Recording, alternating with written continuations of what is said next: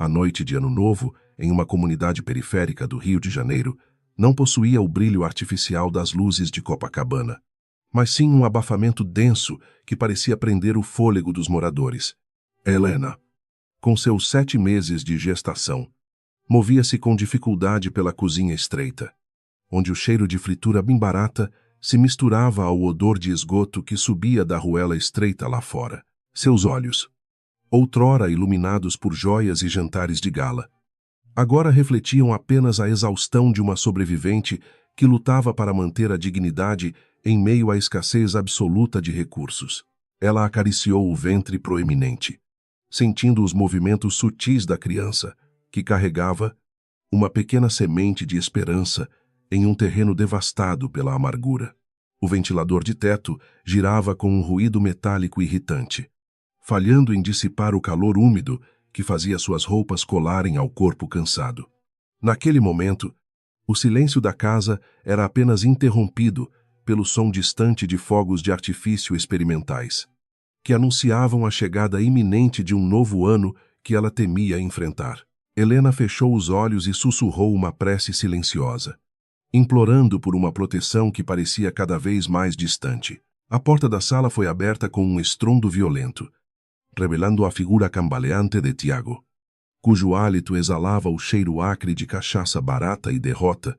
Ele trazia no rosto a marca da fúria de quem acabara de perder o pouco dinheiro que restava em mesas de jogo clandestinas no pé do morro. Sem dizer uma palavra, ele chutou uma cadeira de plástico, fazendo com que o objeto voasse contra a parede descascada, assustando Helena, que recuou instintivamente até encostar na pia gelada. O terror nos olhos dela apenas alimentava o ressentimento destrutivo que crescia no peito dele. Tiago olhou para a esposa com um desprezo que transcendia a embriaguez, vendo nela o lembrete constante de sua própria insignificância social e financeira. Ele odiava o modo como Helena ainda mantinha uma postura elegante, uma herança invisível de seu casamento anterior com o magnata Mateus Cavalcanti, o homem que ele nunca seria. Cada gesto delicado dela soava como um insulto silencioso à sua masculinidade ferida e à sua incapacidade de prover o básico para a família que crescia. Para Tiago, Helena era um troféu quebrado que ele tentava dominar através do medo e da humilhação. Onde está o dinheiro que você escondeu no fundo do armário? Sua infeliz, gritou ele, avançando com as mãos trêmulas, enquanto as veias de seu pescoço saltavam de forma ameaçadora. Helena balançou a cabeça negativamente, as lágrimas começando a escorrer livremente por suas bochechas pálidas, enquanto tentava proteger o bebê com os braços cruzados sobre a barriga. Ela sabia que aquele dinheiro era a única garantia para o parto e para os primeiros meses de vida do filho, e entregá-lo significaria condenar a criança à miséria total ou à morte prematura. O conflito escalou rapidamente quando Tiago começou a revirar as gavetas, arremessando talheres e panos de prato pelo chão imundo da pequena cozinha. Helena tentou impedi-lo, segurando seu braço com uma força que vinha do desespero materno. Mas ele a empurrou com brutalidade contra a mesa de madeira velha. O impacto fez com que ela soltasse um gemido de dor, mas o homem não demonstrou qualquer sinal de compaixão ou remorso. A loucura do vício e o ódio de classe haviam transformado aquele ser humano em uma criatura movida apenas pela violência e pelo egoísmo. Lá fora, o céu de Rio de Janeiro começava a ser tingido por cores vibrantes, enquanto os ricos celebravam em suas coberturas luxuosas, com champanhe e promessas de prosperidade. Helena pensou por um breve segundo em Mateus, lembrando-se das noites em que assistiam aos fogos abraçados na varanda de um apartamento triplex em Ipanema. Aquela vida parecia pertencer a uma encarnação diferente. Uma existência de seda e veludo que fora destruída por intrigas familiares e pelo orgulho ferido que a levara a fugir sem olhar para trás, buscando uma liberdade que acabou se tornando sua própria prisão. Tiago finalmente encontrou o envelope amassado atrás dos potes de mantimentos e soltou uma gargalhada sinistra, exibindo as notas suadas como se fossem um prêmio de guerra. Helena implorou de joelhos, agarrando-se às pernas dele, pedindo misericórdia em nome da criança inocente que chutava em seu ventre, como se sentisse o perigo iminente. O homem, cego pela necessidade de apostar novamente, desferiu um tapa seco no rosto da esposa, fazendo-a cair de lado. A dignidade de Helena estava sendo estilhaçada junto com os pratos que caíam das prateleiras instáveis durante aquele confronto desigual. A discussão se deslocou para a pequena sala, onde a única janela dava para o abismo escuro da encosta, pontilhada pelas luzes trêmulas das outras moradias precárias. O calor tornava-se insuportável, e o som da música alta dos vizinhos abafava os gritos de socorro que Helena tentava emitir, mas que morriam em sua garganta seca. Tiago começou a proferir insultos sobre o passado dela, acusando-a de ainda amar o ex-marido rico e de ser uma infiltrada da elite naquele mundo de lama. Cada palavra era uma adaga cravada na alma de uma mulher que apenas buscava paz. Helena sentiu uma pontada aguda em seu ventre, um sinal claro de que o estresse e a violência estavam afetando o bebê. Mas Tiago parecia possuído por uma entidade maligna. Ele a arrastou pelos cabelos em direção à pequena sacada, um espaço estreito de concreto sem proteção adequada, onde o vento da noite soprava com uma intensidade inesperada. O olhar de Tiago estava fixo no vazio, enquanto ele murmurava frases desconexas sobre o destino e sobre como Helena nunca deveria ter cruzado o seu caminho. O precipício à frente parecia um convite sinistro para o fim de todo o sofrimento. A contagem regressiva para a meia-noite começou a ecoar pelas ruas próximas, um coro de vozes anônimas que aguardavam o início de um novo ciclo com esperança renovada. No entanto, para Helena, o tempo parecia ter congelado em uma moldura de puro terror e agonia física. Ela olhou para as estrelas em um último ato de fé. Clamou pelo nome de Deus, pedindo que sua vida fosse poupada em nome daquele que ainda não nascera. Tiago, ouvindo a prece, sentiu um surto final de fúria cega, decidido a silenciar aquela voz para sempre. O ambiente estava carregado de uma eletricidade trágica, como se o próprio universo estivesse prendendo a respiração diante do crime que estava prestes a ocorrer na escuridão daquela varanda. Helena tentou se segurar no batente da porta, mas suas forças estavam esgotadas, após anos de abusos e privações constantes. Tiago, com um empurrão final, carregado de todo o seu fracasso pessoal, lançou o corpo da esposa grávida para além do limite do concreto. O grito dela foi abafado pelo primeiro estrondo dos fogos de artifício que explodiram simultaneamente em todo o horizonte do Rio de Janeiro. Enquanto o corpo de Helena caía no vácuo, a mente de Tiago mergulhou em um silêncio absoluto. Um vazio que nem mesmo o álcool poderia preencher. Ele não olhou para baixo. Apenas se virou e caminhou de volta para a cozinha para terminar a garrafa de cachaça, agindo como se tivesse apenas descartado um fardo pesado. No entanto, a justiça divina já estava movimentando suas peças no tabuleiro da vida, preparando um encontro impossível entre o desespero de uma mulher que caía e a solidão de um homem que dirigia logo abaixo. Alheio à tragédia, a gravidade puxava Helena com uma força impiedosa, mas o ar parecia sustentar seu ventre por alguns segundos milagrosos, como se mãos invisíveis estivessem tentando amortecer o impacto inevitável. Ela via as luzes da cidade passando como borrões de tinta em uma tela caótica, enquanto sua consciência começava a se apagar diante do choque iminente. O destino, em sua ironia mais profunda, havia traçado uma rota que uniria o sangue e o metal em uma fração de segundo. O asfalto da rua de baixo não seria o seu fim, mas sim o início de uma redenção. Longa Dali, em um carro de luxo que cortava a avenida deserta na base do morro, Mateus Cavalcante apertava o volante com força, sentindo uma inquietação que não conseguia explicar racionalmente. Ele havia saído de sua festa de Gialtua, cansado da falsidade dos sorrisos corporativos, e decidira dirigir por bairros que normalmente evitava, movido por uma saudade inexplicável de Helena. O som dos fogos batia no vidro blindado do veículo, criando uma atmosfera de isolamento total. Mateus não sabia que, em poucos segundos, o amor de sua vida cairia literalmente do céu sobre seu capô. O impacto foi ensurdecedor. Um estrondo de metal retorcido e vidro quebrando que superou o barulho das celebrações de Ano Novo na vizinhança. Mateus freou bruscamente, o coração disparado contra o peito, sentindo o veículo sacudir violentamente com o peso inesperado que atingira o teto e o para-brisa. Ele ficou imóvel por um instante, o suor frio escorrendo por sua testa, enquanto tentava processar o que acabara de acontecer no meio daquela rua escura e mal iluminada. O destino havia completado seu movimento inicial, selando um pacto de sangue sob o céu estrelado do rio. Ao abrir a porta do carro, Mateus deparou-se com uma cena que desafiava a lógica e dilacerava sua alma de forma instantânea. Sobre o teto amassado de seu automóvel importado, jazia o corpo de uma mulher envolto em roupas simples, mas cujo rosto era dolorosamente familiar. O brilho dos fogos de artifício refletia-se no sangue que começava a manchar a lataria prateada, criando um contraste macabro com a celebração que ocorria ao redor. Ele soltou um grito de horror ao reconhecer Helena, a mulher que ele nunca deixou de procurar durante todos aqueles anos de ausência. Mateus sentiu o mundo girar em torno de si, enquanto suas mãos tremiam violentamente sobre o metal frio da porta do carro.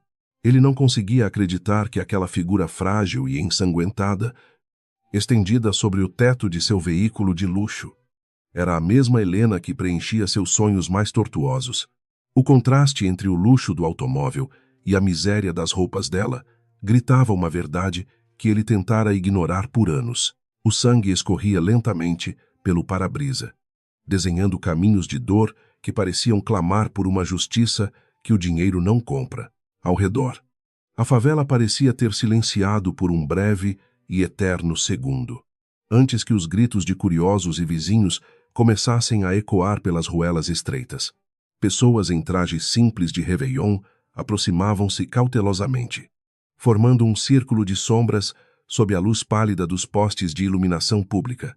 O cheiro de pólvora dos fogos ainda impregnava o ar, misturando-se ao odor metálico do sangue que manchava a lataria prateada do carro importado. Era uma cena de tragédia absoluta, plantada no coração de uma celebração comunitária, onde a vida e a morte dançavam perigosamente naquela madrugada, com movimentos desesperados.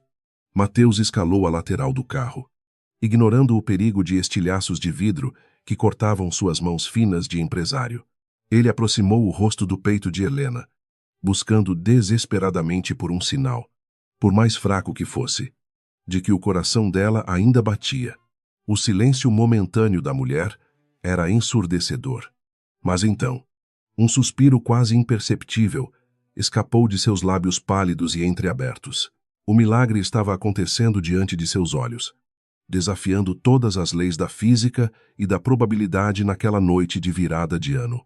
Sob o céu do rio, foi então que ele percebeu a curvatura acentuada do ventre dela. Uma evidência inegável de que Helena não estava sozinha naquela queda abismal. O choque de ver sua amada grávida de outro homem golpeou Mateus com a força de um furacão. Mas seu instinto de proteção falou mais alto. Ele não via apenas uma ex-esposa, mas uma vida dupla que implorava por socorro em meio ao caos urbano do Rio de Janeiro. A responsabilidade pesou sobre seus ombros como um manto de chumbo, transformando o bilhete de loteria do destino em um compromisso de honra e redenção total. Ele buscou o celular no bolso do terno caro, as mãos tão instáveis que quase derrubou o aparelho sobre o asfalto sujo de óleo. Comme vos tremula.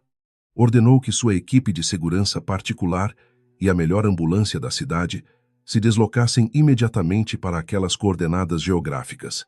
Mateus gritava ordens ao telefone, prometendo mundos e fundos para que o atendimento fosse o mais rápido possível, enquanto os moradores locais observavam com uma mistura de desconfiança e esperança.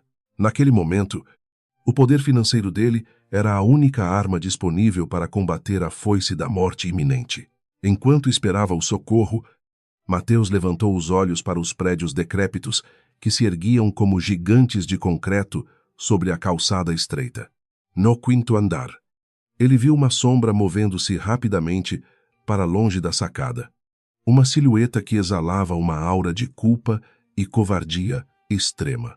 Ele sentiu em seu íntimo que aquela queda não fora um acidente, mas um ato de crueldade deliberada cometido por alguém que habitava as trevas.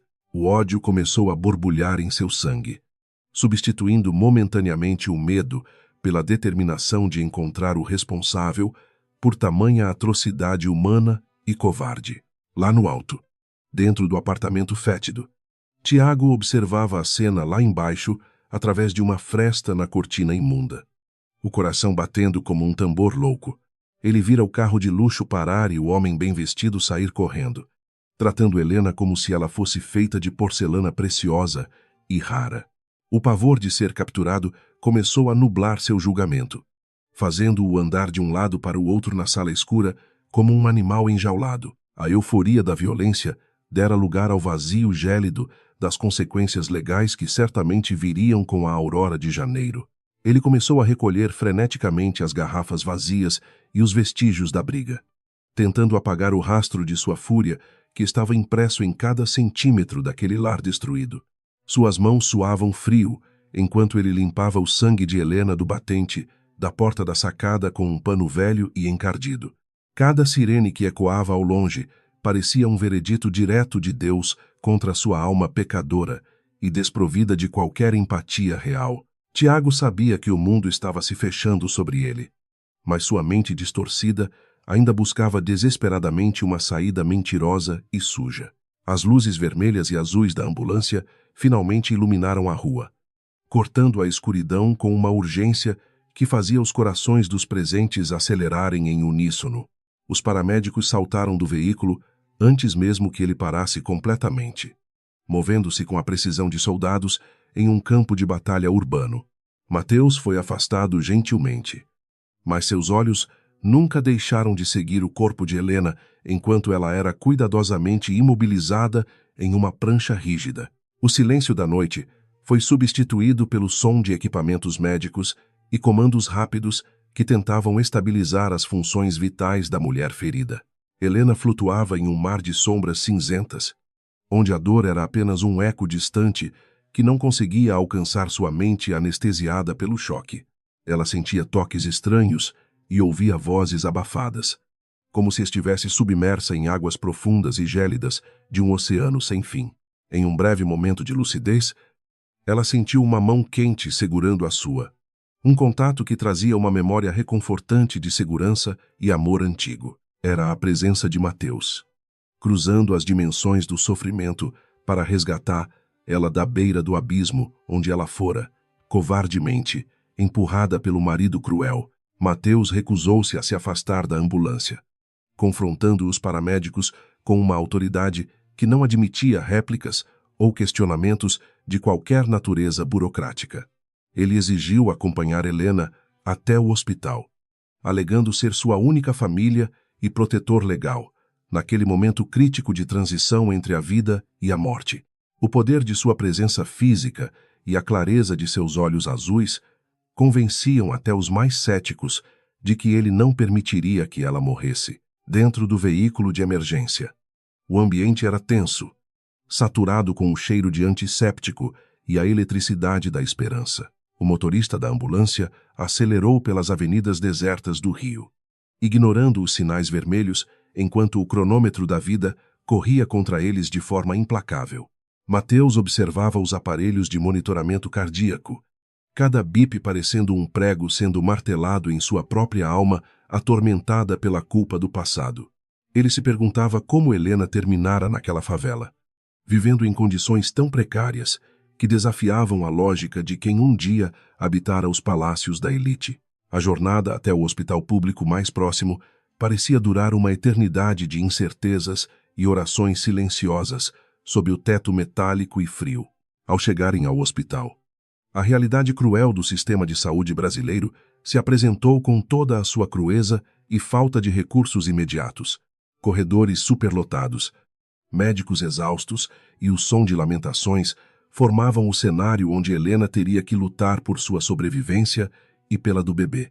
Mateus sentiu uma revolta profunda ao ver a precariedade do local, mas sabia que não havia tempo para transferências luxuosas naquele estágio da emergência. Ele começou a distribuir ordens, e a exigir a presença dos melhores especialistas.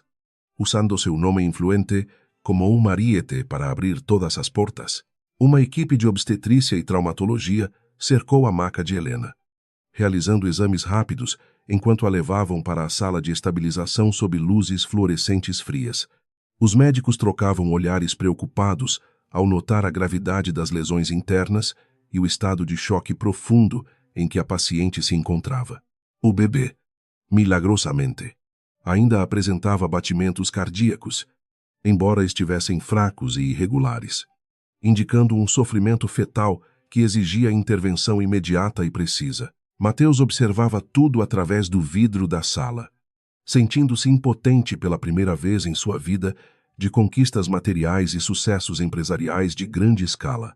Enquanto esperava na sala de espera gélida, Mateus lembrava-se do dia em que Helena partira, deixando apenas um bilhete curto e cheio de mágoas mal resolvidas.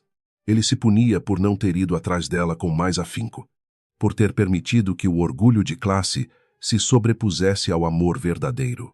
A imagem dela caindo sobre seu carro parecia um castigo divino por sua negligência e por sua incapacidade de enxergar além das aparências de sua própria riqueza.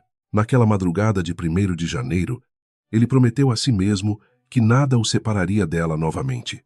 Caso vencessem, de repente, as portas da emergência se abriram para dar passagem a uma mulher idosa, cujos olhos carregavam a sabedoria das dores curadas pela fé. Era Dona Rosa, a mãe de Helena, que chegara em um táxi apressado, segurando um terço de madeira desgastado entre os dedos, trêmulos e nodosos. Ela parou ao ver Mateus, e um silêncio pesado se instalou entre o homem que representava o passado glorioso e a mulher que vivia o presente sofrido. Rosa não disse uma palavra de acusação. Apenas abraçou o terço contra o peito e começou a rezar baixinho pela filha.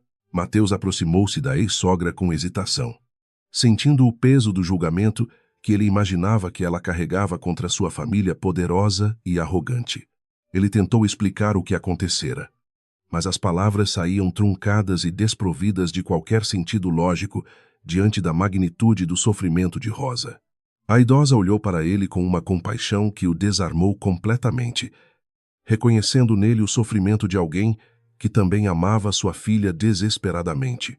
Naquela sala de hospital, as barreiras sociais começaram a ruir diante da dor universal que une todos os seres humanos em crise. Rosa contou a Mateus, entre soluços contidos, sobre o monstro que Helena escolhera para tentar esquecer as mágoas do divórcio e da solidão em que vivia. Ela descreveu Tiago como uma sombra que sugava a vida de sua filha. Um homem movido pelo vício e pelo ódio aos que possuíam mais que ele. Mateus sentiu o sangue ferver de indignação ao ouvir sobre os abusos constantes que Helena suportara em silêncio para não preocupar a mãe idosa e doente. A verdade sobre a vida dela após a separação era muito mais sombria do que ele jamais imaginara. 2 policiais entraram na sala de espera, os uniformes desgastados e os rostos marcados pelo cansaço de uma noite de Réveillon repleta de ocorrências violentas e desordem. Eles precisavam de um depoimento formal de Mateus, a única testemunha ocular que presenciara o corpo de Helena atingir o veículo sob a luz dos fogos. Mateus relatou cada detalhe, incluindo a sombra que vira no 5º andar, sua voz ganhando uma frieza cortante que denunciava sua determinação em ver Tiago atrás das grades. A justiça dos homens estava começando a se mover, impulsionada pela influência e fúria de Mateus. Enquanto isso, na favela, Tiago percebeu que não poderia permanecer escondido por muito mais tempo, pois os olhares dos vizinhos já se tornavam acusatórios e cheios de ameaças. Ele pegou o pouco dinheiro que roubara de Helena e algumas roupas velhas, jogando-as em uma sacola de plástico com gestos desajeitados e cheios de pânico. A ideia de passar o resto da vida em uma prisão brasileira o aterrorizava mais do que o crime que acabara de cometer contra a própria esposa grávida. Ele saiu furtivamente pelos fundos do barraco, desaparecendo nas sombras das vielas escuras e úmidas. No hospital, a luz da sala de cirurgia permanecia acesa. Um farol de esperança em meio à escuridão da madrugada que se arrastava para o amanhecer. Mateus e Dona Rosa permaneciam sentados lado a lado, unidos por um laço de dor e pela expectativa agoniante de notícias que poderiam mudar tudo. O mundo lá fora acordava para um novo ano, alheio à batalha épica que ocorria dentro daquelas paredes brancas e frias. O destino de Helena e de seu filho estava nas mãos de cirurgiões e na vontade misteriosa de uma força maior que rege o universo.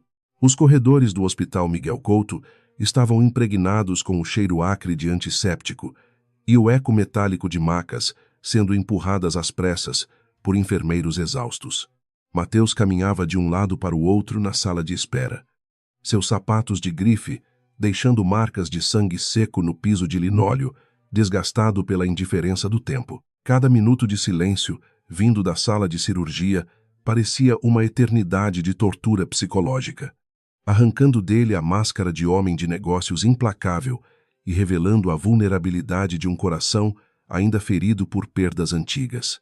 Ele olhou para as próprias mãos, onde o sangue de Helena já havia começado a descascar, criando uma crosta escura que simbolizava a tragédia daquela noite de Ano Novo.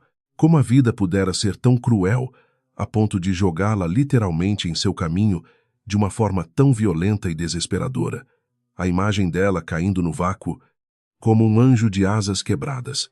Repetia-se em sua mente em um loop infinito de horror que o impedia de encontrar qualquer vestígio de paz ou racionalidade necessária naquele momento crítico e decisivo para ambos. Através do vidro embaçado da unidade de terapia intensiva, ele via os vultos dos médicos movendo-se como sombras frenéticas ao redor do corpo pálido da mulher que um dia fora sua esposa. O bip constante dos aparelhos cardíacos era a única trilha sonora de uma batalha invisível que ocorria entre a ciência médica e a vontade implacável da morte de levar sua presa. Mateus sentia uma impotência avassaladora. Percebendo que todos os seus bilhões depositados em contas na Suíça não podiam comprar um único batimento cardíaco saudável para aquela que ele tanto amava e protegera mal. As lembranças de sua vida de casados começaram a emergir das profundezas de sua consciência, transportando-o para uma época em que o sol de Ipanema parecia brilhar apenas para eles dois. Ele via Helena rindo na varanda do triplex, com os cabelos ao vento e um vestido de seda que realçava sua beleza natural e despretensiosa. Naquela época, a maior preocupação era escolher o destino das próximas férias na Europa, sem imaginar que o destino estava tecendo uma teia de intrigas que o separaria de forma tão brutal e injusta sob o céu carregado do rio. O preconceito de sua mãe, a altiva Dona Margarida, sempre fora o veneno silencioso que corroía as bases daquela união considerada inadequada para os padrões da alta sociedade carioca.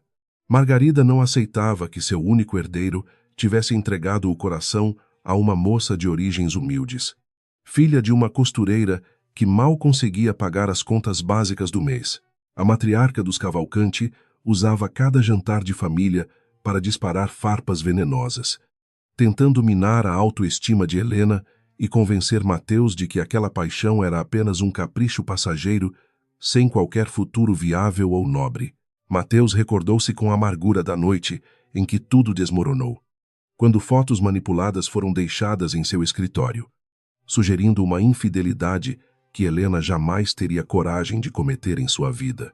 Ele, cego pelo orgulho e instigado pelas mentiras arquitetadas por sua própria família, confrontou a esposa com uma fúria que não deixou espaço para explicações ou defesas justas. O olhar de decepção dela, antes de sair de casa, apenas com a roupa do corpo e a dignidade intacta, era uma ferida que nunca cicatrizara em sua alma, latejando agora com intensidade renovada. Agora, ao ver a situação deplorável em que ela se encontrava, Mateus percebia o quanto sua covardia em não investigar a verdade a fundo a condenara a um inferno pessoal e solitário. Helena buscara refúgio na simplicidade do morro, tentando reconstruir sua vida longe do brilho falso das joias que ele lhe oferecia como compensação por sua ausência constante. A miséria que a cercava era o resultado direto de um sistema de castas que ele ajudara a manter. Uma realidade onde os ricos jogavam suas sobras emocionais para aqueles que lutavam diariamente pela sobrevivência mais básica. Um médico de meia-idade, com olheiras profundas, que contavam histórias de muitas noites mal dormidas. Saiu da sala de cirurgia e caminhou em direção a Mateus, com passos pesados e cansados. O empresário sentiu o estômago dar um nó ao ver a expressão sombria no rosto do profissional, temendo que a notícia final fosse o fim de todas as suas esperanças de perdão. O corredor pareceu se estreitar ao redor dele, enquanto o som de seus próprios batimentos cardíacos ecoava em seus ouvidos como um tambor de guerra, anunciando uma derrota iminente e dolorosa. A situação é extremamente crítica, Sr. Cavalcante. Começou o cirurgião, limpando o suor da testa com um lenço de papel descartável e amarfanhado pela tensão acumulada durante o procedimento técnico. O impacto da queda causou múltiplas hemorragias internas e um traumatismo craniano que nos obriga a manter ela em coma, induzido para tentar reduzir o inchaço cerebral. Mateus ouvia cada palavra como se fossem sentenças de morte proferidas por um juiz implacável, sentindo o peso da responsabilidade sobre os ombros de quem falhara em proteger o ser mais precioso de sua existência. E o bebê? A pergunta saiu da boca de Mateus como um sussurro desesperado, carregado de uma angústia que ele nunca soubera que era capaz de sentir por uma criança inocente. O médico suspirou, desviando o olhar para o chão manchado, o que fez o coração do bilionário parar por um milésimo de segundo, que pareceu uma eternidade congelada no tempo. A vida daquela criança era o único vínculo que Helena ainda tinha com o futuro. Uma promessa de renovação, que agora estava por um fio de seda em meio ao caos do hospital público. Fizemos o possível para estabilizar a gestação, mas o descolamento de placenta causado pelo trauma é uma complicação severa que coloca ambos em risco constante de morte prematura, explicou o doutor com honestidade. Cada detalhe técnico era uma punhalada na alma de Mateus, que agora amaldiçoava cada centavo de sua fortuna por não poder servir de escudo contra a gravidade ou a maldade humana. Ele sentia-se um gigante de pés de barro, vendo seu império desmoronar diante da fragilidade de um feto que lutava para respirar dentro de um corpo feminino devastado. Dona Rosa aproximou-se da conversa, as mãos ainda apertando o terço de madeira, como se fosse a única âncora capaz de mantê-la firme naquele mar de desespero e incerteza absoluta. Ela olhou para Mateus com uma mistura de compaixão e tristeza profunda, reconhecendo o sofrimento genuíno nos olhos do homem que ela um dia considerara o salvador de sua filha querida. Naquele momento, não havia diferenças de classe ou de sobrenome.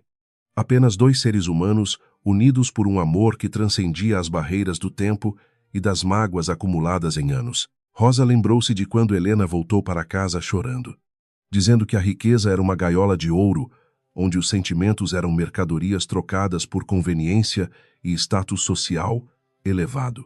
Ela cuidara da filha com o pouco que tinha, ensinando-lhe que a fé em Deus era a única riqueza que ninguém poderia roubar ou manipular com mentiras engenhosas e cruéis. A idosa sabia que a batalha de Helena agora não era apenas física, mas espiritual. Uma luta entre a luz da vida e as trevas da morte que tentavam reivindicar sua alma cansada. Mateus sentou-se em um banco de madeira duro, cobrindo o rosto com as mãos enquanto as lágrimas finalmente venciam sua resistência e escorriam por entre seus dedos trêmulos e pálidos. Ele recordava-se das promessas que fizera no altar, jurando proteger Helena na saúde e na doença. Promessas que ele quebrara, ao permitir que a desconfiança e o orgulho dominassem seu julgamento. O silêncio da sala de espera era quebrado apenas pelo choro contido de Dona Rosa, que entoava preces em um latim antigo, buscando a intercessão divina para aquele caso perdido. De repente, um barulho de correria no corredor chamou a atenção de todos, enquanto enfermeiras gritavam por um desfibrilador com uma urgência que fazia o ar vibrar de tensão. Mateus levantou-se de um salto, o coração martelando no peito, vendo o movimento frenético ao redor do quarto onde Helena fora colocada após a cirurgia de emergência. O pânico instalou-se em seus sentidos, e ele tentou forçar a entrada na sala, sendo barrado por um segurança que apenas cumpria o seu dever em meio ao caos daquela madrugada sangrenta de 1º de janeiro. Afaste-se, senhor. Deixe-os trabalhar, ordenou o segurança com uma voz firme, que cortou o desespero de Mateus como uma lâmina afiada de realidade brutal e necessária naquele instante. Ele ficou parado no corredor, assistindo através da pequena fresta da porta, enquanto os médicos realizavam manobras de ressuscitação em uma tentativa heróica de trazer Helena de volta do abismo final da consciência. Cada descarga elétrica que sacudia o corpo dela parecia atingir o próprio Mateus, conectando-os em um sofrimento compartilhado que desafiava a lógica da separação física e temporal de anos. No fundo de sua mente entorpecida pelo choque, ele implorava a uma divindade em que pouco acreditara nos últimos anos, prometendo mudar sua vida completamente se Helena recebesse uma segunda chance. Ele via a vaidade de seu império como cinzas ao vento, percebendo que a verdadeira felicidade estava na simplicidade do olhar dela e no calor de seu abraço que ele desprezara. O tempo parecia ter parado. Os segundos, transformando-se em séculos de angústia, enquanto o monitor cardíaco emitia um som longo e contínuo, sinalizando a parada completa de todas as funções vitais. Dona Rosa ajoelhou-se no chão frio do hospital, levantando as mãos para o teto e gritando o nome de Jesus com uma autoridade que silenciou momentaneamente o burburinho do corredor. Sua fé era um escudo inabalável contra a desesperança. Uma força primitiva que clamava pela misericórdia do Criador sobre a vida de sua filha inocente e injustiçada pela crueldade humana. Mateus, tocado por aquela demonstração de devoção absoluta, também se ajoelhou, unindo sua dor à fé daquela mãe que nunca desistira de acreditar no impossível, mesmo quando a ciência declarava a morte definitiva. O milagre, porém, não veio com um raio de luz celestial, mas com o retorno fraco e vacilante de um bip solitário no monitor, seguido por outro e mais outro. Os médicos suspiraram de alívio, limpando o suor que escorria por sob as máscaras cirúrgicas, enquanto o ritmo da vida voltava a pulsar, ainda que de forma frágil. Naquele corpo martirizado, Helena havia retornado do umbral da morte, mas a jornada que a esperava ainda estava repleta de perigos e incertezas que testariam a força de todos aqueles que orbitavam ao seu redor naquela madrugada. Mateus encostou a cabeça na parede gelada, sentindo um esgotamento físico e mental que o deixava à beira do colapso, mas com uma pequena centelha de determinação brilhando em seus olhos. Ele sabia que a partir daquele momento, sua vida seria dedicada a proteger Helena e a descobrir cada detalhe da conspiração que os levara àquela tragédia indescritível no asfalto. O passado não poderia ser apagado, mas o futuro agora era uma tela em branco, onde ele pretendia escrever uma nova história de redenção, amor e justiça para todos os envolvidos nesse drama. Enquanto a luz pálida do amanhecer começava a entrar pelas janelas altas do hospital, Mateus observava Dona Rosa adormecer exausta na cadeira de metal, com o terço ainda entrelaçado em seus dedos. Ele sentia que uma nova era estava começando, uma em que os segredos da família Cavalcanti seriam revelados e as feridas do passado seriam finalmente lavadas pelas lágrimas da verdade. A batalha por Helena estava apenas começando, e ele estava disposto a enfrentar o mundo inteiro para garantir que a justiça fosse feita e que o amor finalmente encontrasse o seu lugar. O silêncio na unidade de terapia intensiva era cortado apenas pelo ritmo monótono e artificial dos aparelhos que mantinham Helena conectada à vida. Mateus observava as linhas verdes oscilando no monitor, sentindo que cada batimento era uma súplica por justiça que ele ainda não sabia como entregar totalmente. O ar ali era frio, saturado de oxigênio purificado e de uma desesperança latente que as paredes brancas tentavam esconder com sua limpeza excessiva e impessoal. Ele se perguntava se a alma de Helena estava perdida em algum lugar entre aquele quarto e o céu.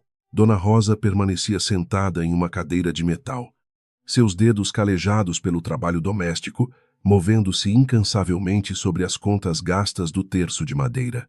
Ela não olhava para os aparelhos tecnológicos que fascinavam Mateus. Sua visão estava voltada para um ponto invisível no espaço, onde ela conversava diretamente com a Virgem Maria. A fé daquela mulher era uma rocha inabalável, um contraste gritante com a angústia intelectualizada do bilionário, que buscava explicações lógicas para um evento que claramente possuía contornos de uma tragédia espiritual profunda e devastadora. Naquela vigília, a luz da alma vencia a eletricidade das máquinas frias. Mateus aproximou-se da ex-sogra, sentindo o peso do silêncio que o separava, carregado de anos de mágoas e de uma distância social que parecia intransponível naquele momento. Ele tentou oferecer uma palavra de conforto, mas percebeu que sua voz soava oca diante da magnitude da dor que Rosa carregava em seu peito cansado. A riqueza de sua família, que um dia fora o orgulho de sua linhagem, agora parecia um fardo vergonhoso que o impedia de tocar a essência daquela dor compartilhada pela perda iminente de Helena e do bebê inocente. O seu dinheiro não pode trazê-la de volta. Mateus, sussurrou Rosa, sem desviar os olhos de sua oração fervorosa e ininterrupta que preenchia o ambiente. As palavras da idosa atingiram o empresário como uma chicotada, revelando a verdade nua que ele tentava mascarar com promessas de melhores tratamentos e especialistas internacionais renomados. Ele percebeu que, para Rosa, a salvação de Helena dependia unicamente da vontade divina, enquanto para ele era uma questão de eficiência técnica e recursos ilimitados. Essa divergência de visões criava um abismo emocional que nenhum cheque poderia preencher naquela madrugada gelada. Enquanto isso, em uma delegacia de plantão no centro da cidade, o inspetor Rocha revisava os primeiros relatórios sobre a queda da sacada no 5º andar. O depoimento de Tiago, colhido por telefone de forma apressada, descrevia uma cena de suicídio motivado por uma suposta depressão pós-parto, antecipada e instabilidade emocional severa. Rocha, um policial veterano que já vira de tudo nas ruas violentas do Rio, sentia o cheiro de mentira emanando daquelas declarações ensaiadas e frias. Ele sabia que a verdade estava escondida sob camadas de medo e manipulação psicológica cruel. Tiago, escondido em um pequeno hotel de beira de estrada na Baixada Fluminense, tentava desesperadamente construir um álibi que o livrasse da prisão perpétua ou do linchamento. Ele ligava para velhos conhecidos do jogo, oferecendo o que restava do dinheiro de Helena em troca de um testemunho falso que confirmasse sua ausência no prédio. O terror de ser descoberto fazia suas mãos tremerem tanto que ele mal conseguia segurar o cigarro que queimava lentamente entre seus lábios secos. Sua alma estava tão manchada quanto a calçada onde sua esposa caíra momentos antes sob o céu estrelado. O inspetor Rocha decidiu ir pessoalmente ao hospital para confrontar Mateus Cavalcante, cujo nome aparecia no registro da ocorrência como o homem que socorrera a vítima. Ao entrar na sala de espera, ele encontrou o bilionário e a mãe da vítima, em um estado de vigília que transcendia o cansaço físico comum. O policial notou imediatamente o contraste entre o terno caro, manchado de sangue, e a simplicidade piedosa da senhora que orava no canto. Para Rocha, aquela cena era um resumo perfeito das contradições sociais que rasgaram o Brasil de ponta a ponta, sem qualquer piedade. Senhor Cavalcante, precisamos conversar sobre as circunstâncias exatas do que o senhor viu naquela rua, disse o inspetor, sua voz grave ecoando pelo corredor agora mais silencioso. Mateus levantou-se prontamente. Sua determinação em destruir o responsável pela dor de Helena brilhando intensamente em seu olhar gelado e focado. Ele relatou cada detalhe da queda, enfatizando a trajetória do corpo e a sombra sinistra que vira na varanda do apartamento precário. A verdade começava a emergir das sombras daquela noite, guiada pelo desejo de vingança e pela sede de justiça de um homem muito ferido.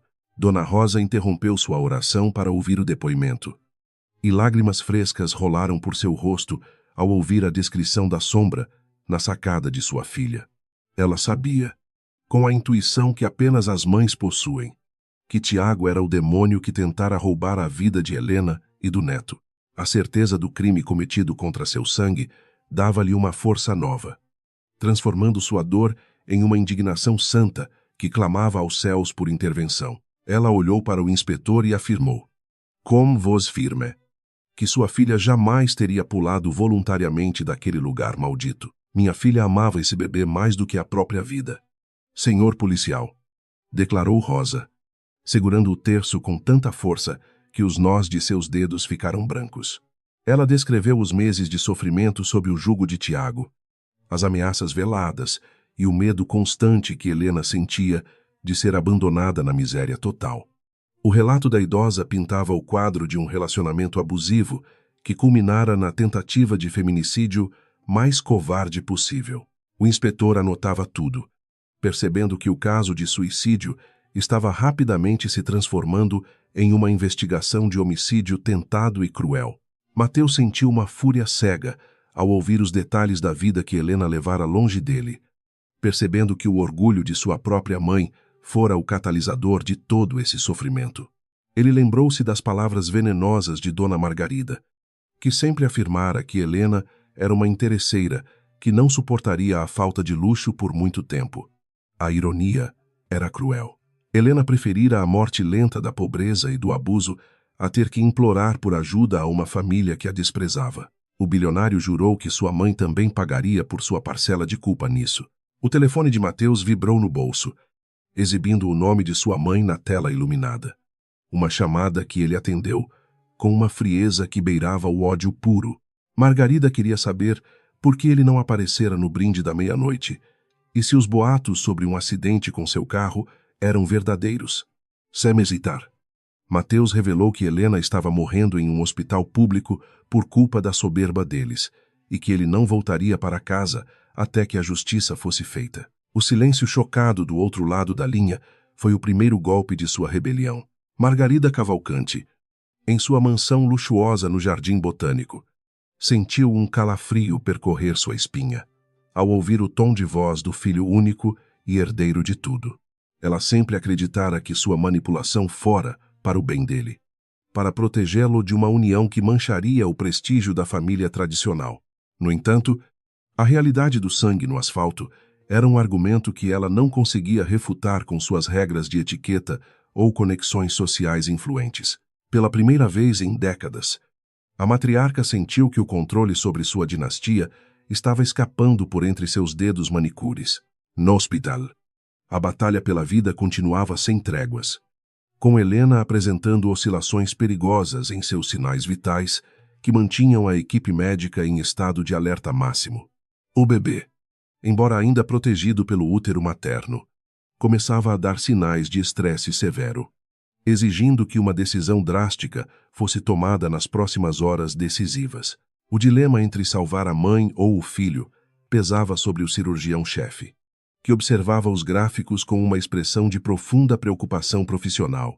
A linha entre o milagre e a tragédia final tornava-se cada vez mais tênue sob a luz fria. Dona Rosa, percebendo a tensão dos médicos, aproximou-se da porta da UTI e começou a cantar um hino de louvor em voz baixa, sua melodia simples trazendo uma paz inesperada. A música parecia suavizar a rigidez do ambiente hospitalar, lembrando a todos que a vida era um sopro divino que não podia ser medido apenas por máquinas ou estatísticas frias. Mateus, fechando os olhos, permitiu-se ser envolvido por aquela espiritualidade rústica, encontrando um consolo que a lógica empresarial jamais poderia oferecer.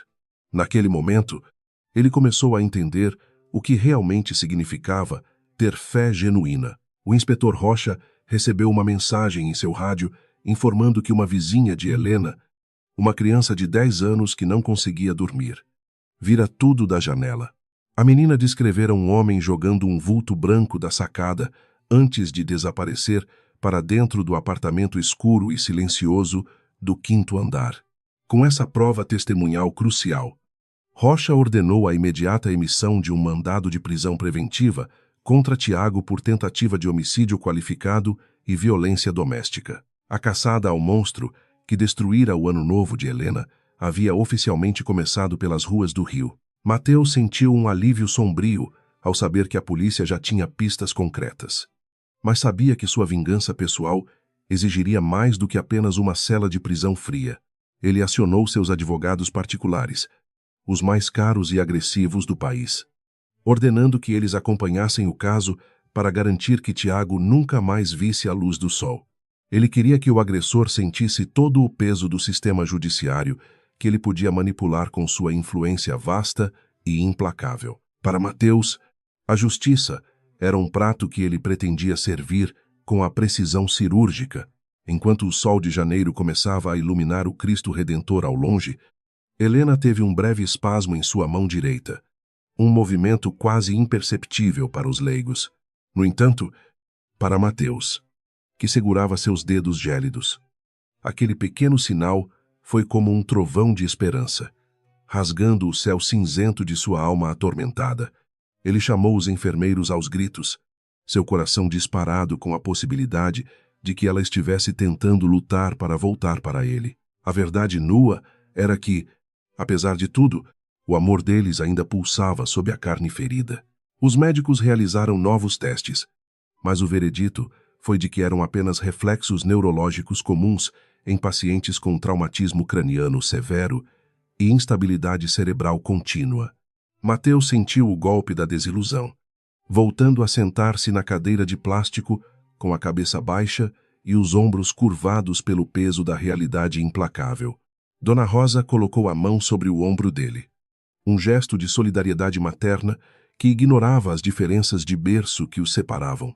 Eles eram apenas dois náufragos em um mar de incertezas, aguardando que a maré decidisse o destino da amada. A manhã avançava sobre a cidade maravilhosa, mas dentro do hospital, o tempo parecia ter parado em um eterno momento de vigília e oração silenciosa. Entre desconhecidos, unidos pela dor, o primeiro dia do ano trazia consigo a promessa de renovação. Mas para aqueles que esperavam por Helena, a única renovação desejada era o som de sua voz. A guerra de fé entre o ceticismo de Mateus e a devoção de Rosa continuava. Enquanto a verdade sobre o crime de Tiago se espalhava como fogo, o destino de todos estava selado por aquela queda fatal e trágica. No final daquele corredor longo e sombrio, uma nova vida lutava para se manifestar, indiferente às intrigas e aos crimes dos adultos que a cercavam com tanta violência e medo. O bebê de Helena era o centro silencioso de um furacão de emoções que prometia mudar para sempre a linhagem dos Cavalcanti e a história daquela família humilde. A verdade nua e crua estava exposta sob a luz do dia, a riqueza não podia salvar. Mas o amor e a fé poderiam, talvez, realizar o impossível. A jornada de redenção de Mateus estava apenas em seu início. O relógio na parede do Hospital Miguel Couto parecia zombar da agonia de Mateus, cada tic-tac ecoando como uma sentença de morte iminente nos corredores frios. Os médicos correram para a unidade de terapia intensiva quando os monitores de Helena começaram a emitir um som estridente, sinalizando que o corpo dela não suportaria mais o fardo da gestação traumática. A decisão foi tomada em segundos. Uma cesariana de emergência era a única chance de salvar a criança, mesmo que isso custasse o último sopro de vida da mãe exausta e ferida naquela madrugada de dor. Mateus usou toda a sua influência e fortuna para exigir que o melhor obstetra particular do Rio de Janeiro fosse escoltado pela polícia até aquele hospital público sucateado. Ele não aceitaria que Helena fosse tratada como apenas mais uma estatística de mortalidade materna nas mãos de um sistema negligente e sem recursos básicos. O dinheiro, que ele tanto desprezara horas antes, tornou-se sua única ferramenta de combate contra a foice da morte que rondava o leito de sua amada. O poder econômico desafiava a precariedade da saúde pública brasileira naquela madrugada decisiva e repleta de incertezas. Enquanto os enfermeiros preparavam a sala de cirurgia, Dona Rosa permanecia de joelhos no chão de linóleo encardido, suas mãos apertando o terço com uma força sobrenatural. Ela não confiava nos especialistas caros de Mateus, mas na misericórdia infinita daquele que deu a vida e que poderia preservá-la por um milagre de fé pura. Para a velha senhora, A ciência era apenas um instrumento, pois a verdadeira batalha estava sendo travada em dimensões invisíveis ao olho humano. Suas orações silenciosas preenchiam o ar pesado, criando um escudo espiritual ao redor da filha querida e sofrida. A luz branca e ofuscante da sala de operações incidiu sobre o ventre de Helena, revelando as cicatrizes do impacto violento contra o teto do carro de Mateus.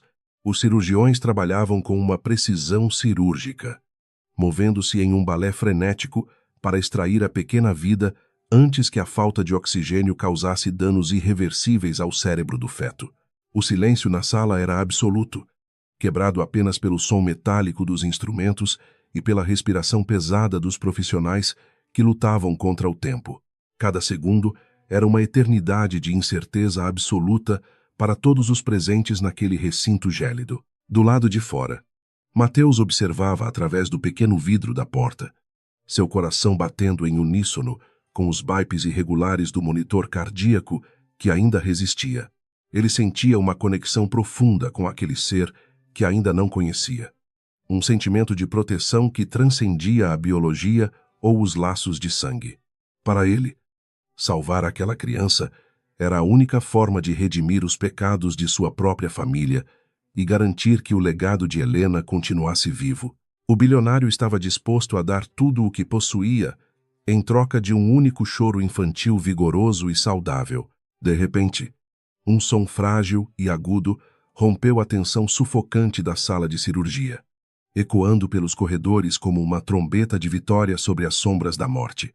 O bebê, um menino pálido e minúsculo, lutava para inflar seus pulmões pela primeira vez, desafiando a gravidade e o crime que tentara silenciá-lo precocemente. As lágrimas escorreram livremente pelo rosto de Mateus, que caiu sentado no banco de madeira, sentindo um alívio que nenhuma conquista empresarial jamais lhe proporcionara. O milagre da vida florescia em meio ao sangue e ao metal retorcido do asfalto carioca.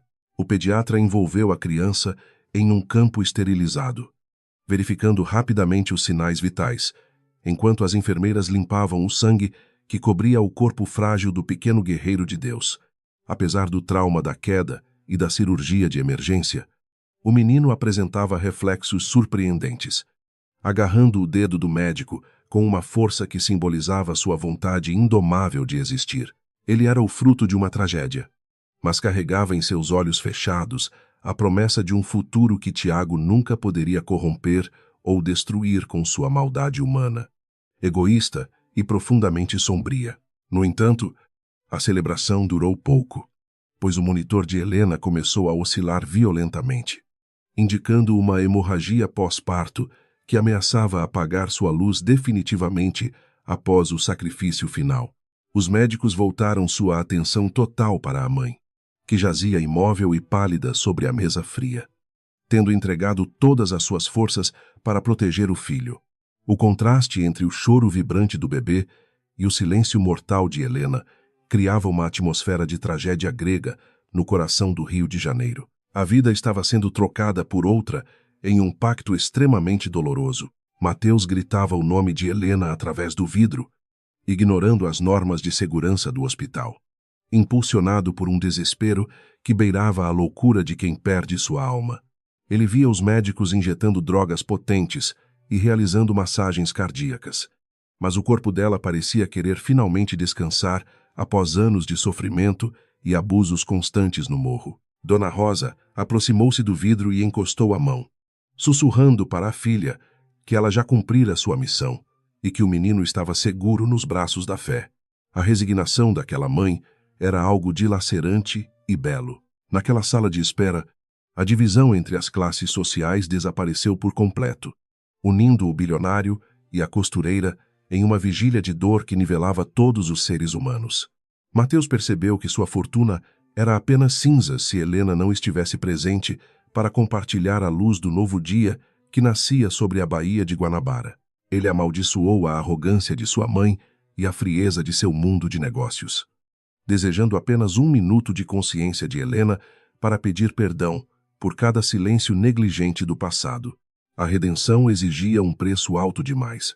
A equipe médica trabalhou incansavelmente por mais de 2 horas, realizando transfusões sucessivas de sangue para repor o que a hemorragia tentava roubar do corpo martirizado da jovem mãe. O cirurgião particular que Mateus trouxera demonstrou toda a sua técnica, costurando vasos rompidos com a precisão de um artista que se recusa a aceitar o fim de sua obra. Lentamente, quase como uma afronta à lógica biológica, os batimentos de Helena começaram a se estabilizar em um ritmo fraco, mas constante, permitindo que os profissionais respirassem com um alívio carregado de uma exaustão física profunda. O bebê foi levado para a incubadora da UTI neonatal, um pequeno astronauta em uma cápsula de acrílico que o protegia das impurezas de um mundo que já o recebera com violência. Mateus acompanhou o transporte com o olhar, sentindo uma responsabilidade paterna que florescia em seu peito como uma flor de lótus em meio ao lodo da tragédia. Ele jurou que aquela criança nunca saberia o que era a fome ou o medo, mas que também aprenderia o valor da humildade que sua mãe Helena sempre carregara como sua joia mais preciosa e inabalável. Dona Rosa, exausta, mas fortalecida pela prece atendida, sentou-se ao lado de Mateus e segurou sua mão. Um gesto de aceitação que selava um novo pacto familiar entre eles. Ela sabia que o caminho para a recuperação de Helena seria longo e repleto de espinhos, mas a presença do neto era o combustível que manteria as chamas da esperança acesas. A idosa via em Mateus não mais o carrasco social, mas o instrumento que Deus usara para colocar o carro no lugar exato da queda, transformando o crime de Tiago em um milagre de salvação. Enquanto isso, no hospital, a notícia do bebê do milagre começou a circular entre os funcionários e outros pacientes, trazendo um sopro de humanidade para aquele ambiente muitas vezes desprovido de cor. Pessoas que também sofriam em suas macas nos corredores faziam o sinal da cruz ao saberem que a moça que caíra do 5º andar e seu filho haviam sobrevivido à madrugada. A solidariedade dos pobres manifestava-se em pequenas orações e olhares de cumplicidade dirigidos a Dona Rosa, reconhecendo nela a força das mães brasileiras que nunca se entregam à derrota final. Mateus solicitou que uma segurança privada fosse montada na porta do quarto de Helena e na entrada da ala neonatal, temendo que Tiago pudesse tentar terminar o serviço maligno.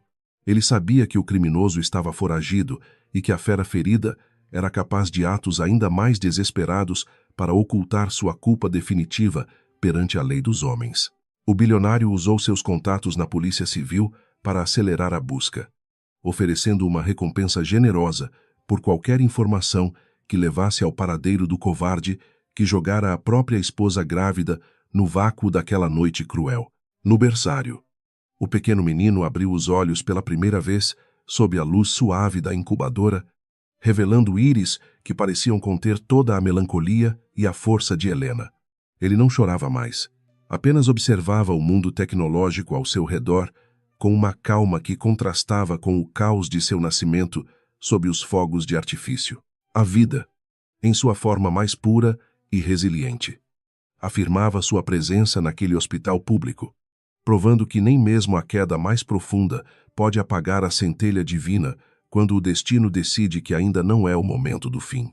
Helena permanecia em um sono profundo, uma névoa de sedativos e exaustão que a protegia da dor física, mas que também a mantinha longe do filho que acabara de nascer.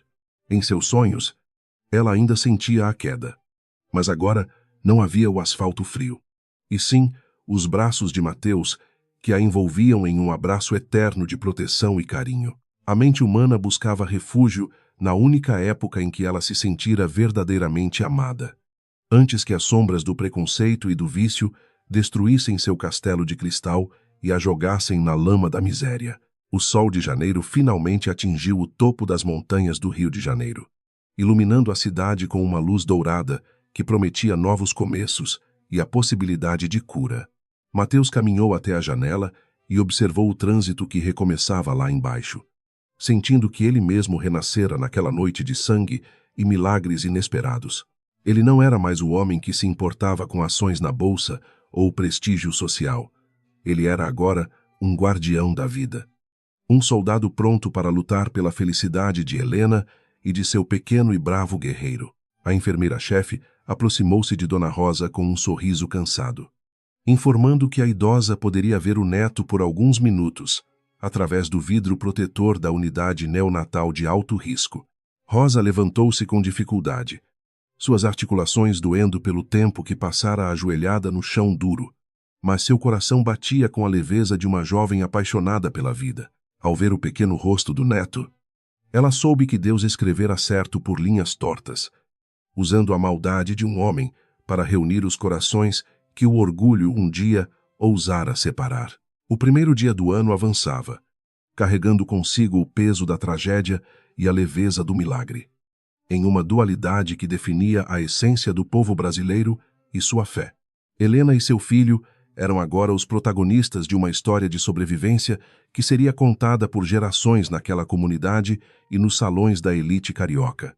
A justiça estava a caminho, lenta, mas implacável, enquanto o amor começava a reconstruir os muros derrubados pelo ódio e pela negligência social.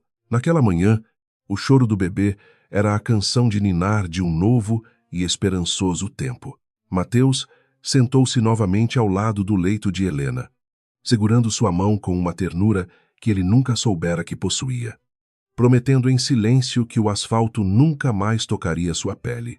Ele observava o peito dela subindo e descendo com a ajuda do respirador.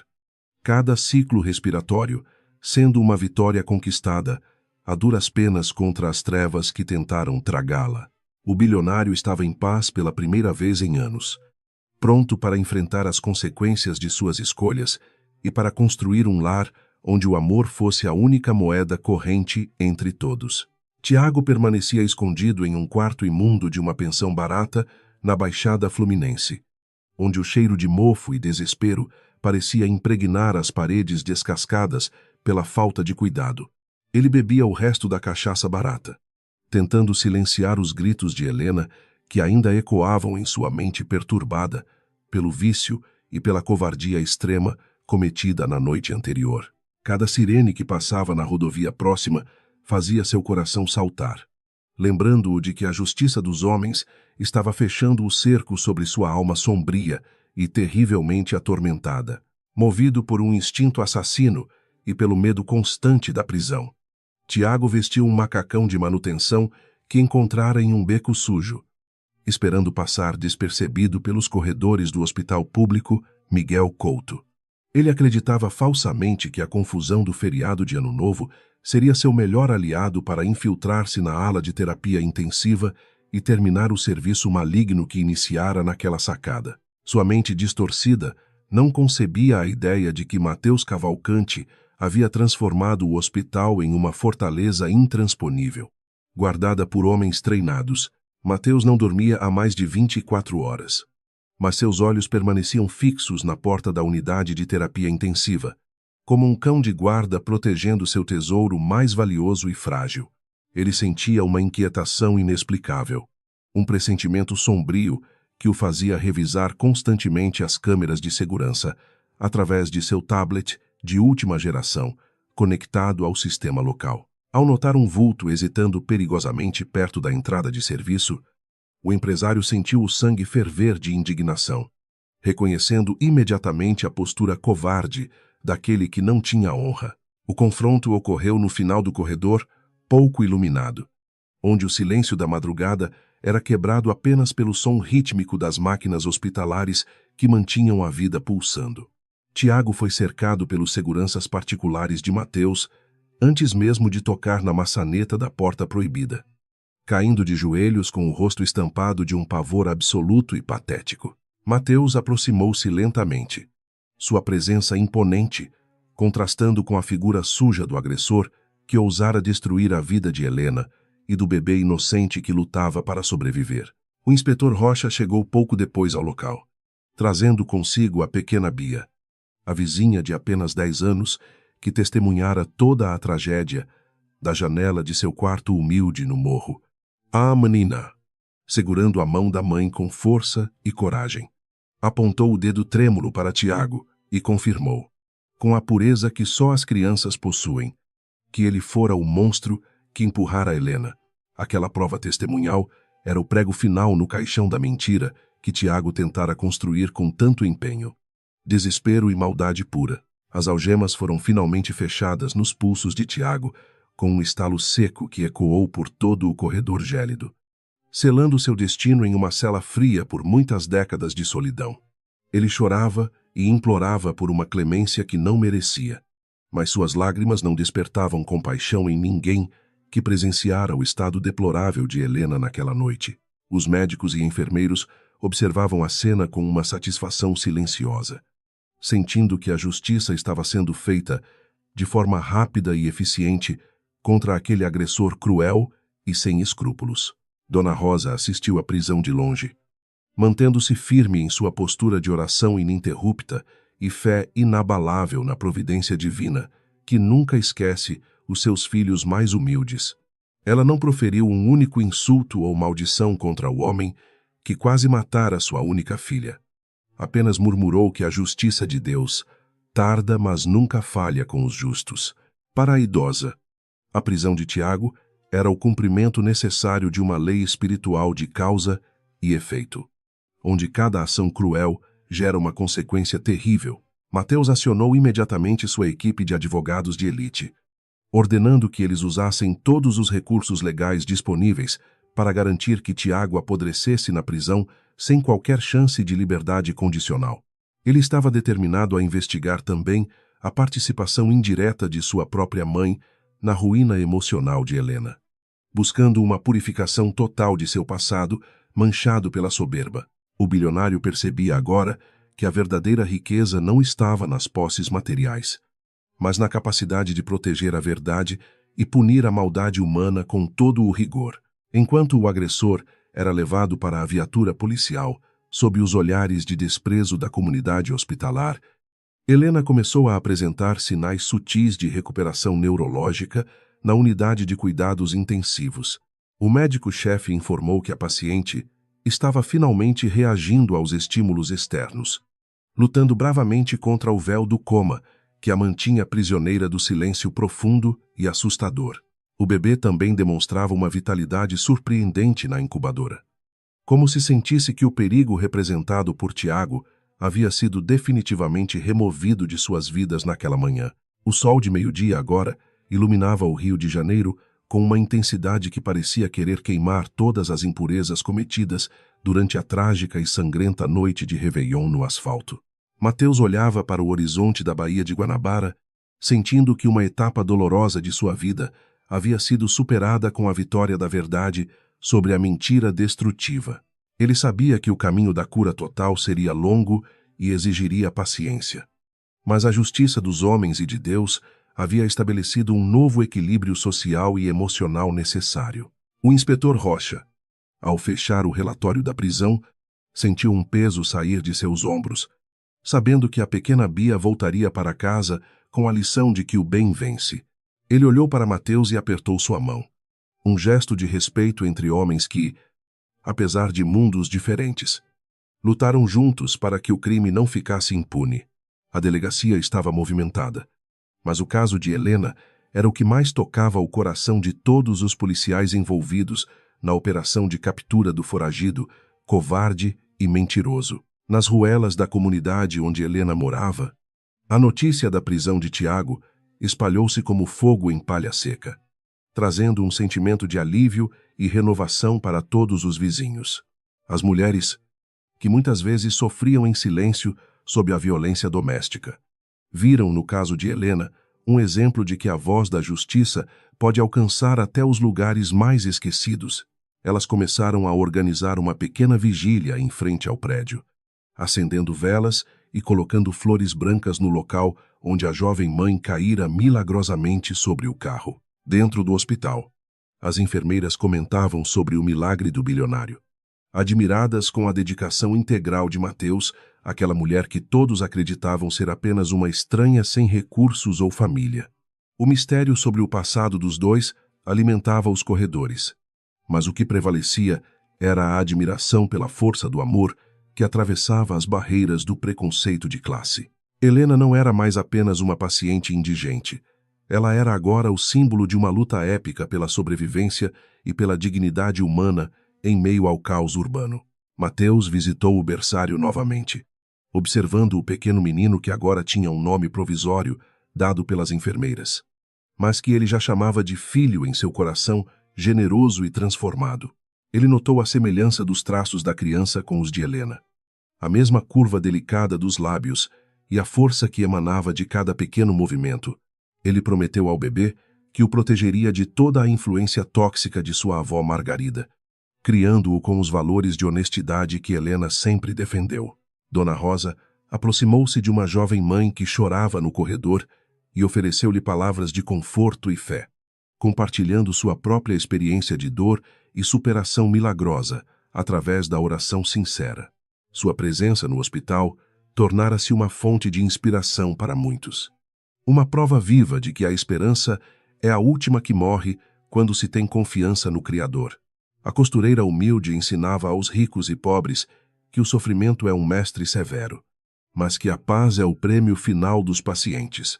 Tiago, ao chegar à delegacia central, foi recebido com hostilidade pelos outros detentos, que já sabiam de seu crime covarde contra uma mulher grávida e indefesa através dos rádios. Ele percebeu que a vida atrás das grades seria um inferno ainda maior do que a miséria que ele tanto temia e odiava em sua liberdade viciada. O arrependimento tardio começou a corroer suas entranhas, mas não havia mais volta para o caminho de sangue que ele escolhera trilhar na noite de Ano Novo carioca. Os advogados de Mateus chegaram ao hospital com documentos que garantiam a custódia legal provisória de Helena sob os cuidados de sua família original, impedindo qualquer interferência burocrática futura do Estado. Eles eram como tubarões em ternos caros, movendo-se com eficiência para limpar o caminho para a recuperação de sua cliente e garantir que todos os direitos fossem respeitados. Mateus coordenava tudo com mão de ferro, não permitindo que nenhum detalhe passasse despercebido em sua cruzada pessoal pela redenção e pela justiça social plena.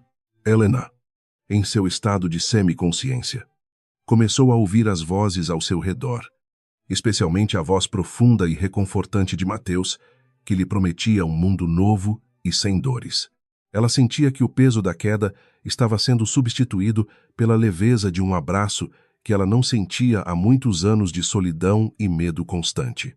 Sua mente, antes fragmentada pelo impacto violento, começava a reunir as peças de sua identidade perdida, reconhecendo o amor que nunca deixara de existir em seu coração ferido. Em sua mansão luxuosa, Margarida Cavalcanti sentia o chão tremer sob seus pés aristocráticos, percebendo que sua influência sobre o filho estava morta e enterrada junto com suas mentiras passadas. Ela via sua reputação social ser ameaçada pelo escândalo, mas o que mais a doía era o desprezo nos olhos de Mateus quando ele a confrontara por telefone. A matriarca percebia, tarde demais, que o amor verdadeiro é uma força que nenhuma etiqueta ou conta bancária pode controlar ou destruir com artimanhas e preconceitos. O pôr do sol sobre o Morro do Corcovado tingia o céu de um rosa intenso, refletindo a esperança que agora reinava no quarto de hospital, onde Helena lutava para acordar. Mateus sentia uma exaustão física avassaladora, mas sua alma estava leve como uma pluma, purificada pelo fogo da tragédia e pela água da verdade restauradora.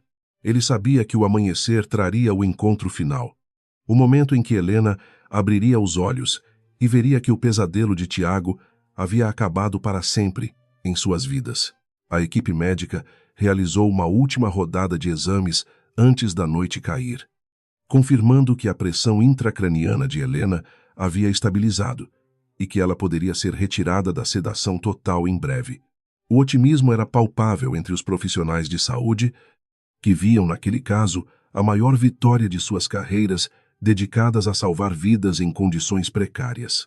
O bebê também foi declarado fora de perigo imediato, ganhando peso e mostrando que o sangue de Helena era feito de uma fibra indestrutível. Mateus preparou-se para a vigília final, sentando-se novamente ao lado do leito e segurando a mão de Helena com uma promessa silenciosa de fidelidade eterna e proteção incondicional contra tudo. Ele olhou para o terço de Dona Rosa, pela primeira vez em décadas. Sentiu o desejo de agradecer a uma força superior por ter guiado seu carro naquela rua. A vida era um mistério profundo, mas naquela noite, ele entendia que cada queda é apenas uma oportunidade para um voo maior. O sol da manhã entrava pelas janelas altas do hospital, pintando o chão de um dourado suave que parecia carregar uma promessa de renovação espiritual para todos ali presentes. Helena sentiu as pálpebras pesadas, lutando contra o nevoeiro da sedação que a mantinha prisioneira em um mundo de sombras e ecos distantes. Lentamente, a consciência retornava como uma maré mansa, trazendo consigo o cheiro de antisséptico e a sensação de uma mão quente e protetora, segurando a sua com uma ternura desesperada e profunda. Ela tentou abrir a boca, mas seus lábios estavam secos como o asfalto que quase a levara, e sua garganta emitia apenas um sussurro, inaudível e trêmulo. Mateus, que não desviava o olhar nem por um segundo, percebeu o movimento sutil e inclinou-se sobre ela, com os olhos marejados de uma emoção que ele não conseguia mais conter. Estou aqui. Helena, você está segura agora. Murmurou elle, sentindo que o universo finalmente voltava ao seu eixo correto após anos de desequilíbrio e mágoas acumuladas por causa do passado. Com um esforço sobre-humano, Helena conseguiu focar seus olhos nos de Mateus, reconhecendo o homem que ela nunca deixou de amar, apesar de todas as feridas abertas. A primeira pergunta que emergiu de sua alma não foi sobre sua própria dor, mas sobre a vida que ela carregara com tanto zelo e sacrifício maternal. O bebê? Perguntou ela, a voz falhando, mas os olhos brilhando com uma urgência que desafiava a fraqueza de seu corpo martirizado pelo impacto da queda e pela cirurgia de emergência realizada. Mateus sorriu através das lágrimas, um gesto de puro alívio que iluminou seu rosto cansado, e apertou suavemente a mão dela para transmitir toda a segurança que ela precisava. Ele é um guerreiro, Helena. Assim como a mãe dele, ele está bem. Está seguro na incubadora e esperando por você com uma força admirável. Ao ouvir essas palavras, ela fechou os olhos e soltou um suspiro profundo, sentindo que o peso do mundo finalmente saía de seus ombros, permitindo que a paz divina a envolvesse. Dona Rosa entrou no quarto naquele momento, segurando seu terço de madeira como se fosse o troféu de uma batalha espiritual vencida contra as forças das trevas e do crime. Ao ver a filha acordada, a velha senhora caiu de joelhos ao lado da cama, louvando a Deus em voz alta por ter operado o impossível naquela madrugada de Ano Novo. Para Rosa, a ciência fizera sua parte, mas fora a mão do Criador que colocara o carro de Mateus exatamente sob a queda de sua filha. Os dias que se seguiram foram marcados por uma recuperação que os médicos chamaram de fenomenal, mas que todos os envolvidos sabiam ser fruto de um amor resiliente e poderoso. Helena foi levada em uma cadeira de rodas até a unidade neonatal para ver o filho pela primeira vez. Um momento que parou o hospital inteiro em um silêncio respeitoso. Ao tocar o vidro da incubadora e ver o pequeno rosto do menino, ela chorou, lágrimas de gratidão, percebendo que sua dor havia se transformado em vida. Mateus aproveitou a calmaria para abrir o coração e revelar a verdade sobre as manipulações de sua mãe, Margarida, que haviam destruído o casamento deles anos atrás por puro preconceito. Ele pediu perdão de joelhos, prometendo que passaria o resto de seus dias reparando os erros do passado e protegendo Helena de qualquer sombra de maldade aristocrática. Helena, tocada pela sinceridade e pelo arrependimento genuíno dele, percebeu que o ódio não tinha lugar naquele novo capítulo que o destino estava escrevendo com sangue e esperança.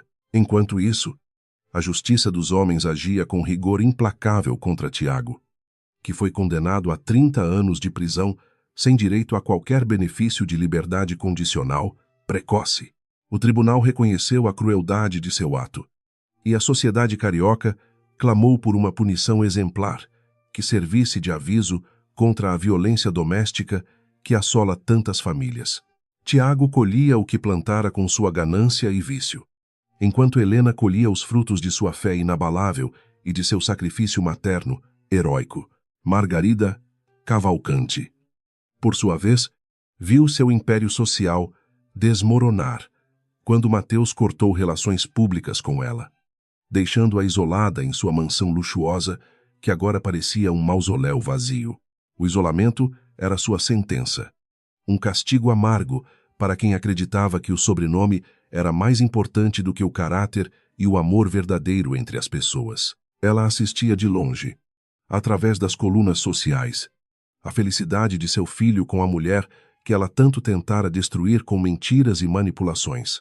Meses depois, o batizado do pequeno Gabriel, nome escolhido por significar homem de Deus, foi realizado na mesma igreja onde Dona Rosa rezara por noites inteiras, sem descanso ou desânimo. A cerimônia reuniu ricos e pobres em um único banco de madeira, provando que o sangue derramado no asfalto havia lavado as distinções de classe que antes os separavam cruelmente. Mateus olhava para Helena, agora radiante e recuperada, e sentia que sua vida finalmente tinha um propósito que o dinheiro jamais poderia comprar. A festa de celebração aconteceu no jardim da nova casa que Mateus comprou para eles, um lugar cercado de flores e luz, longe das sombras do morro e da opressão do passado. Ele criou uma fundação com o nome de Helena para ajudar mulheres vítimas de violência, usando sua fortuna para garantir que ninguém mais tivesse que pular de uma sacada para encontrar a liberdade. A tragédia transformara-se em um legado de solidariedade, mudando a realidade de centenas de famílias que viviam na obscuridade. Helena caminhava pelo gramado segurando Gabriel, sentindo o vento suave do Rio de Janeiro acariciar seu rosto enquanto observava o pôr do sol sobre as montanhas de sua cidade amada. Ela não guardava cicatrizes de ódio no coração, apenas as marcas físicas que a lembravam diariamente da força que possuía para lutar por quem amava acima de tudo. O amor de Mateus era seu porto seguro, e a presença de sua mãe, Rosa, era o lembrete constante de que a fé move montanhas. Mateus aproximou-se dela e a envolveu em um abraço protetor, observando o filho adormecer tranquilamente no colo da mãe, que o salvara de forma tão miraculosa e inesquecível para todos. Nós vencemos, Helena, sussurrou ele no ouvido dela, sentindo uma paz que transcendia qualquer entendimento humano ou lógica empresarial que ele conhecera em sua vida anterior, de luxo oco. O sorriso dela foi a resposta final, um brilho de felicidade que ofuscava qualquer joia que ele um dia tentara lhe dar. Nas comunidades vizinhas, a história da mulher que caiu sobre o carro do bilionário tornou-se uma lenda de esperança, contada pelas mães aos filhos como prova de que Deus olha pelos humildes. Helena tornou-se um símbolo de resistência e dignidade, provando que a beleza da alma pode florescer mesmo nos terrenos mais áridos e violentos da periferia urbana carioca. Sua vida era agora um testemunho vivo de que nenhum sofrimento é em vão, quando existe um propósito maior guiando nossos passos. Dona Rosa continuava a costurar, mas agora o fazia por prazer e não mais por necessidade extrema de sobrevivência, criando roupas lindas para o neto que era a luz de seus olhos. Ela olhava para o céu todas as noites e agradecia pelo encontro das estrelas no asfalto. A metáfora que ela usava para descrever a união improvável entre o desespero e a salvação. A velhinha sabia que sua missão estava cumprida e que sua descendência estava segura sob o manto da justiça divina. O pequeno Gabriel crescia cercado de carinho, sem nunca saber o horror daquela noite de Ano Novo, mas aprendendo desde cedo a respeitar todas as pessoas, independentemente de sua origem. Ele era o elo que unia dois mundos, o herdeiro de uma fortuna material e de uma riqueza espiritual que o tornaria um homem justo e bondoso no futuro.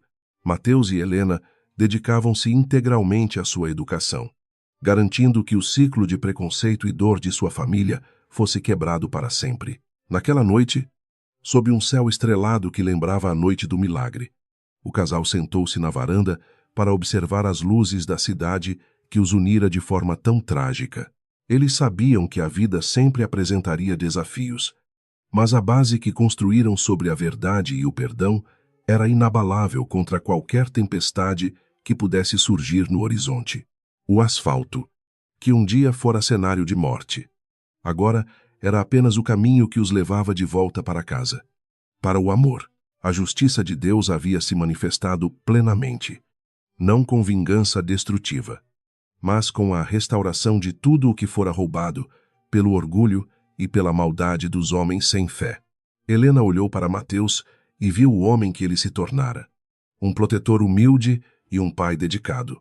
Muito além do bilionário frio que ela conhecera outrora. Eles eram a prova de que o destino pode ser cruel, mas que a misericórdia é sempre a última palavra para aqueles que esperam.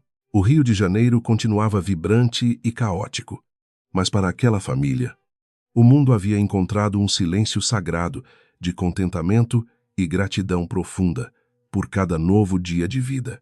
As lágrimas do passado haviam regado o jardim do presente, fazendo brotar flores de alegria que perfumavam todos os cantos de sua existência renovada pela graça divina e pelo amor. A história de Helena e Mateus encerrava-se não com um ponto final, mas com uma reticência de esperança infinita para o amanhã. A última imagem daquela jornada era a de 3 mãos unidas sobre o berço de Gabriel, simbolizando a união perfeita entre o passado perdoado, o presente vivido e o futuro prometido. O sangue das estrelas sobre o asfalto havia sido lavado pela chuva da redenção, deixando apenas a luz de um novo tempo para brilhar intensamente sobre o coração do Brasil. O amor, enfim, encontrara seu lugar de honra no trono da vida, coroando a vitória da luz sobre todas as trevas.